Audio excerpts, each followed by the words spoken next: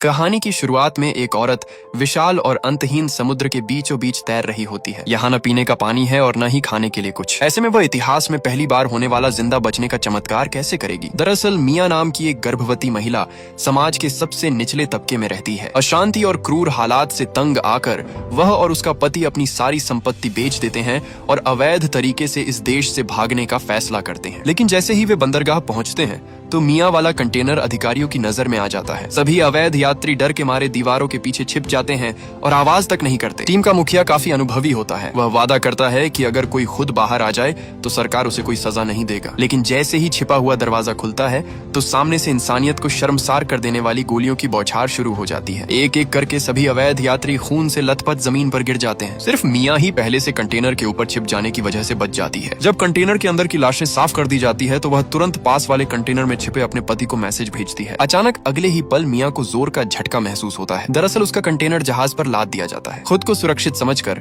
वह तुरंत अपने पति को फोन करती है, लेकिन फोन लगातार नहीं उठता। मिया का दिल बैठ जाता है और उसके मन में बुरे ख्याल लेने लगते हैं। लेकिन अपने उभरे हुए पेट को देखकर वह फिर हिम्मत जुटाती है। चाहे कुछ भी हो जाए उसे अपने बच्चे के साथ जिंदा रहना है। जमीन पर पड़े सूटकेस को खोलकर उसे एक साफ कंबल मिलता है। थोड़ी देर बाद वह उसी के सहारे कंटेनर से टिककर सो जाती है। मिया की आंखें अचानक जोरदार झटकों से खुलती हैं। गोली के छेद से बाहर झांककर वह देखती है कि जहाज समुद्र में भयानक तूफान में फंस चुका है। वह कंटेनर के अंदर से जोर जोर से मदद के लिए चिल्लाती है, लेकिन कोई जवाब नहीं मिलता, क्योंकि जहाज अब धीरे धीरे एक तरफ झुकने लगा है और डेक पर रखे कंटेनर एक एक करके समुद्र में गिर रहे हैं। मिया भी इस भयानक उथल पुथल के बीच बेहोश हो जाती है। जब उसे दोबारा होश आता है तो उसके आसपास सिर्फ समुद्र की लहरों की आवाज सुनाई देती है। गोली के छेद से बाहर झांककर वह हैरान रह जाती है, क्योंकि वह अब अकेली समुद्र के बीचों बीच तैर रही है। कंटेनर के अंदर लोगों की डर से भरी चीखें सुनाई देती है, लेकिन कुछ ही पल में वे समुद्र के पानी में डूबकर हमेशा के लिए शांत हो जाती है। मिया अपनी आंखों से यह सब होते देखती है और उसका दिल पूरी तरह टूट जाता है। उसे लगने लगता है कि शायद उसका भी वही अंजाम होने वाला है। वह अपने पति को फोन करके मदद मांगना चाहती है,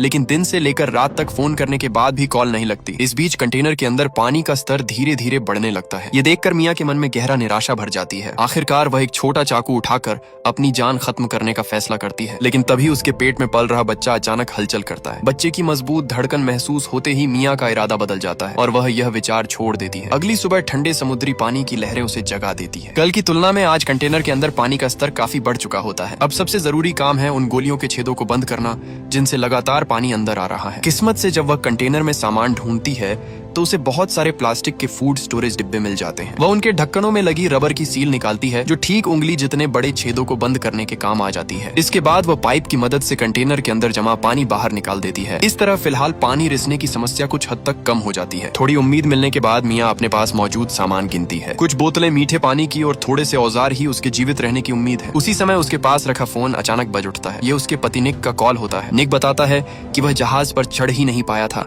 क्योंकि एक बेईमान ट्रक ड्राइवर उसे रास्ते में ही छोड़कर चला गया था। जब उसे पता चलता है कि मिया समुद्र में बह रही है तो वह अपनी पत्नी को हिम्मत देता है और कहता है कि किसी भी तरह हिम्मत बनाए रखो। वह उसे बचाने के लिए हर संभव कोशिश करेगा। भले ही उम्मीद बहुत कम हो, लेकिन पति की यह बात मिया को बहुत बड़ा सहारा देती है। अब वह अपनी ताकत बचाकर रखने और खाने पीने के सामान को सावधानी से इस्तेमाल करने लगती है। वह सोचती है कि अगर एक एक दिन और गुजार लिया तो शायद बचाव की संभावना थोड़ी और बढ़ जाएगी। लेकिन समुद्र में अचानक भयंकर तूफान आ जाता है। खुद को बचाने के लिए मिया अपनी चारों हाथ पैरों की ताकत लगाकर शरीर को कंटेनर की दीवार और लकड़ी के बक्सों के बीच कसकर फंसा लेती है। उसी समय उसके पेट में तेज दर्द उठने लगता है। यह समय से पहले होने वाले प्रसव का संकेत होता है। मिया रस्सी का सहारा लेकर अपने शरीर को संभालती है। वह अपने निचले हिस्से को समुद्री पानी में डुबोकर दर्द से भरी चीखों के बीच एक नन्ही सी जिंदगी को जन्म देती है। बच्चे के रोने की आवाज मानो आसमान को चीरती हुई निकलती है और जैसे ही वह रोता है भयंकर तूफान भी धीरे धीरे थमने लगता है। लेकिन मिया को इस बात की खुशी महसूस करने का समय ही नहीं मिलता कि वह मौत के मुंह से बच गई है, क्योंकि अब उसका पूरा ध्यान मां बनने की जिम्मेदारी पर लग जाता है। इस अंधेरे और ठंडे माहौल में छोटा सा बच्चा लगातार रोता रहता है। मिया समझ जाती है कि उसे किसी तरह बच्चे को धूप दिखानी होगी। तभी उसकी नजर लकड़ी के बक्से पर पड़े एक इलेक्ट्रिक ड्रिल पर पड़ती है। उसके मन में एक विचार आता है। वह कंटेनर की छत में छेद करना शुरू करती है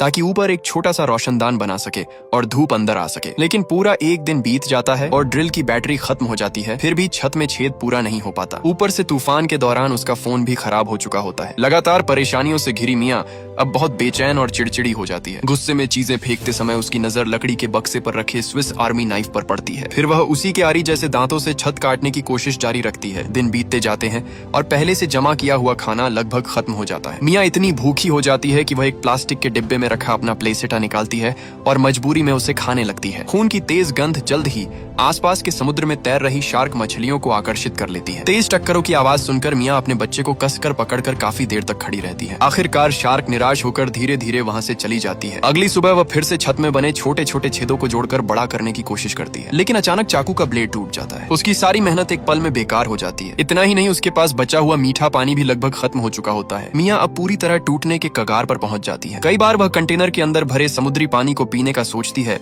लेकिन जैसे ही उसे अपने बच्चे के रोने की आवाज सुनाई देती है वह खुद को रोक लेती है। अचानक अंधेरे में उसे एक छोटी लड़की दिखाई देती है। वह कोई और नहीं बल्कि मियाँ की बड़ी हो चुकी बेटी होती है। थोड़ी ही देर में उसका पति भी उसके पास आकर उसे हिम्मत देता है और कहता है कि उसे हार नहीं माननी चाहिए। इसी बीच ठंडी बारिश की बूंदें मियाँ को नींद से जगा देती है। ये बारिश उसके लिए किसी चमत्कार से कम नहीं होती। वह प्लास्टिक के डिब्बों में बारिश का पानी इकट्ठा कर लेती है, जिससे पीने के पानी की समस्या कुछ समय के लिए हल हो जाती है। अब मियाँ के दिमाग में फिर से उम्मीद जगती है। वह एक मोटी रस्सी को छत की दरार से गुजारती है और अपने पूरे शरीर का वजन इस्तेमाल करके छत को खींचती है और छेदों से भरी वह जर्जर छत अचानक नीचे गिर जाती है। जैसे ही चमकती हुई धूप उसके चेहरे पर पड़ती है तो मियाँ खुशी से अपना चेहरा ढककर रोने लगती है। समुद्र में 10 से ज्यादा दिन तक बहते रहने के बाद मियाँ आखिरकार अपने बच्चे को लेकर कंटेनर से बाहर निकलकर जहाज के डेक पर पहुंच जाती है। हालांकि चारों तरफ अब भी अनंत समुद्र ही दिखाई देता है, लेकिन हल्की समुद्री हवा और चमकती धूप को महसूस करके उसे लगता है कि उसकी सारी मेहनत और संघर्ष बेकार नहीं गए। एक दिन जब मियाँ अपने बच्चे का डायपर बदल रही होती है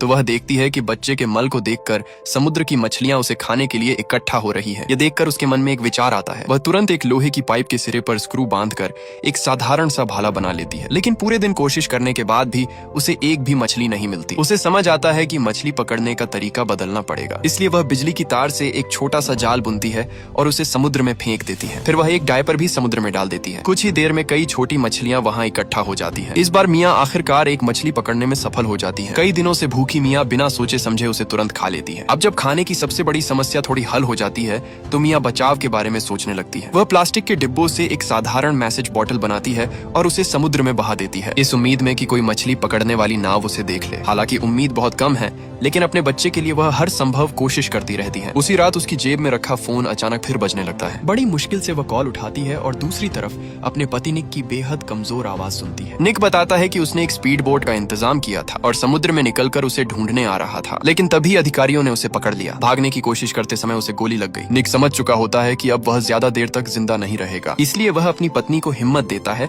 और कहता है कि वह अपने बच्चे के साथ हिम्मत से जीती रहे। मियाँ अपने पति से आखिरी बार कुछ कहना चाहती हैं, लेकिन तभी फोन की बैटरी खत्म हो जाती है। अब वह अपने बच्चे को सीने से लगाकर उस अंतहीन अंधेरे में फूट फूट कर रोने लगती है। कंटेनर के अंदर पानी का स्तर लगातार बढ़ता जा रहा था। अब यह जगह माँ बेटी के लिए सुरक्षित नहीं रही थी, इसलिए मियाँ अपने बच्चे के लिए एक छोटा सा अस्थायी पाल वाला नाव जैसा तख्ता बनाने लगती है। उसका विचार यह था कि अगर कंटेनर डूब भी जाए तो शायद ये छोटी नाव बच्चे को कुछ और दिनों तक जिंदा रख सके। जब वह इस छोटी नाव को लगभग पूरा कर लेती है तभी मियाँ देखती है कि एक सीगल उड़ता हुआ आता है और अपने मुंह में एक फेंका हुआ मछली का सिर पकड़े हुए है। यह देखकर मियाँ के चेहरे पर उत्साह झलक उठता है, क्योंकि इसका मतलब है कि जमीन यानी समुद्र का किनारा अब बहुत दूर नहीं है। उसी रात मियाँ को पता चलता है कि उसकी बड़ी बेटी की तस्वीर कंटेनर के अंदर ही गिर गई है। वह उसे ढूंढने के लिए अंदर जाती है, लेकिन अचानक उसके पैर उलझी हुई रस्सियों में फंस जाते हैं। स्थिति और भी खराब हो जाती है, क्योंकि कंटेनर अब ज्यादा वजन सह नहीं पाता और तेजी से समुद्र में डूबने लगता है। जब उसके सिर के ऊपर तक पानी भरने लगता है तो मियाँ तुरंत पानी के अंदर गोता लगाती है और चाकू से रस्सियों को काट देती है। बड़ी मुश्किल से वह कंटेनर से बाहर निकलकर तैरते हुए समुद्र की सतह पर वापस आती है, लेकिन बाहर आकर वह देखती है कि उसका बच्चा कहीं दिखाई नहीं दे रहा। घने पानी के धुएं और धुंध की वजह से आसपास कुछ भी साफ दिखाई नहीं देता। बेबस मियाँ जोर जोर से चिल्लाने लगती है। तभी अचानक एक विशाल व्हेल मछली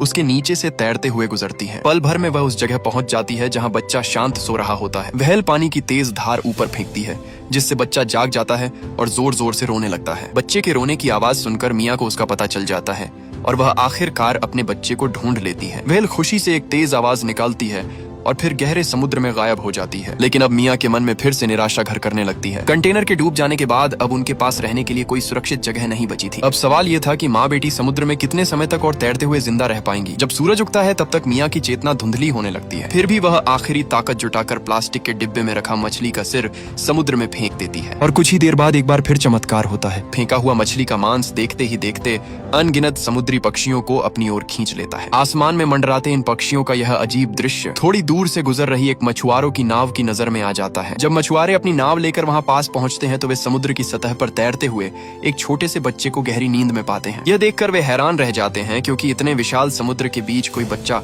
आखिर कैसे तैर सकता है। तभी उनकी नजर उस छोटी नाव से बंधी एक रस्सी पर पड़ती है। जब वे रस्सी के दूसरे सिरे को देखते हैं तो पता चलता है कि उससे मियाँ बंधी हुई है जो बेहोशी की हालत में पानी में तैर रही है। लेकिन उसकी हालत बहुत खराब होती है। उसके होठ नीले पड़ चुके होते हैं और उसकी सांस भी नहीं चल रही होती। मछुआरों को लगता है कि शायद अब उसे बचाना नामुमकिन है। तभी पास में पड़ा बच्चा हल्की सी आवाज निकालता है। बच्चे की वह मासूम आवाज सुनकर एक दयालु मछुआरे का दिल पसीज जाता है। वह एक बार फिर उस असंभव लगने वाली कोशिश में जुट जाता है और मियाँ को बचाने की कोशिश करता है। काफी देर बाद आखिरकार चमत्कार होता है। मियाँ अपने अंदर भरा समुद्री पानी उल्टी करके बाहर निकाल देती है और धीरे धीरे उसकी चेतना वापस आने लगती है। 20 से भी ज्यादा दिनों तक समुद्र में भटकने के बाद माँ और बेटी दोनों चमत्कारिक रूप से जिंदा बच जाती हैं। हालांकि इस दौरान मियाँ ने कई बार हार मानने के बारे में सोचा था, लेकिन उसकी मजबूत इच्छा शक्ति और अपने बच्चे के लिए जीने की जिद ने उसे हर मुश्किल से पार करा दिया। इसी के साथ फिल्म यही समाप्त होती है।